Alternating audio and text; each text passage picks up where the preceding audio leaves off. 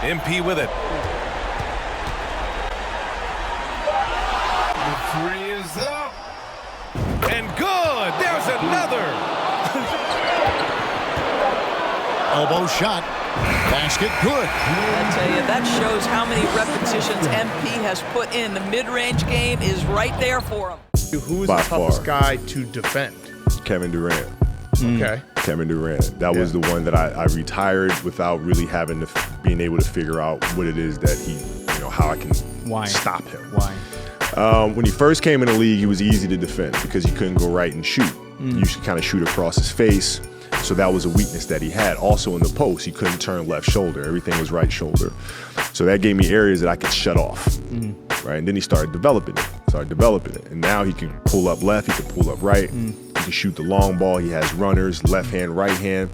Before he had a left hand finish at the rim, I could always send him left, force him all the way to the basket. Even with the advantage of his size, he was still uncomfortable finishing with his left. So I could clamp the right hand and now force him into tough situations. But now he developed that.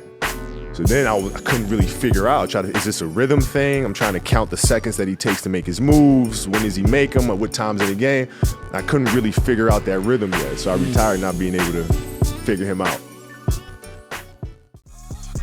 You already know what it is, man. It's your boy Dime Work, man. And look, I'm bringing y'all my first build video at 2K23. Now look, for my first build, I know I wanted to make some kind of shot creator type of build, but this time around, I wanted to go a little bit taller with it. And people have been making like KD type builds for a long time now.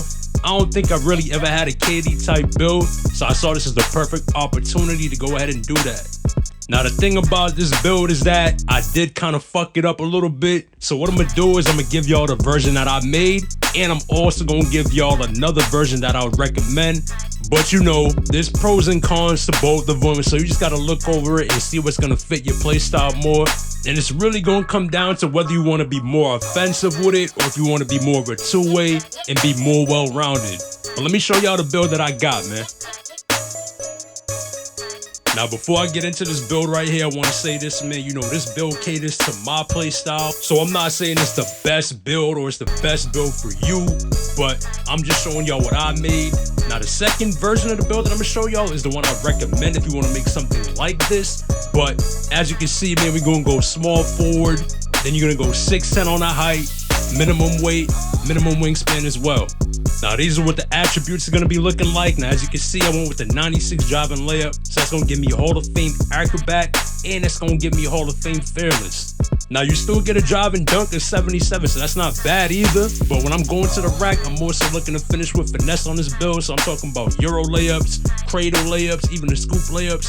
And with both fearless and acrobat on Hall of Fame, I'm going to have a lot of success on this build doing those kind of moves. Now, when it comes to the shooting ability, y'all already know you only need an 81 to get Hall of Fame difficult shots this year, and that's cool. But what I did, I decided to go to 94 so that I can also get Hall of Fame blinders on top of that. Now, being 6'10" is already tough to contest me, but on top of that, now I got Hall of Fame blinders. That's absolutely crazy, man. And look, this build can also shoot the 3-ball, so don't sleep on the 3-ball. I got an 85 3-ball on the build. That's really consistent. You can hit that every single time. Now, the playmaking on the build is pretty tough too. As you can see, I get an 81 ball handle at 6'10". That's solid. You can't really ask for much more than that. And as far as the passing goes, you want to go 86 this year, man. I'm telling you, if you go with a 70 or anything like that, I'm telling you right now, you're going to be throwing straight turnovers, man. Especially if you play anybody good, they're going to pick everything off, man. It seems like the passing is way worse this year, way slower. So you got to have some decent pass accuracy on your build, man. Now, like I said earlier, this build is more offensive, so the defense is not bad, but it's not really all that great either, but it should be enough to get you by. Now, I know y'all probably looking at me crazy like, yo, how you a 6'10" build with no rebounding on it? Well, look, I ain't even gonna hold y'all, bro. When I was making this build, I just saw everything that I could get offensively, and I just went through with it. I literally did not recognize the rebounding was so low until one of my mans hit me up and was like, yo, you got a 30 rebounding on a 6'10" build? It was a surprise to me. I didn't even know, bro. But the thing is, I'm not making this build a rebound anyway. I was only focused on making a scoring build. And that's why I say I don't really recommend this build, because look, it's really a fucked up build. You that tall with no rebounding, you fucked up. But I'm gonna show y'all another version of the build that y'all can make. But like I said, this is gonna be a better scorer, but the other one is more well-rounded. So when you go through with it, as you can see, you get shades of Tatum, Paul George, Dennis Scott, and the build is gonna be called a playmaking shot creator. Now, when it comes to the finishing badges that I run, y'all already know I gotta go with the Hall of Fame Acrobat, and I gotta go with the Hall of Fame Fearless.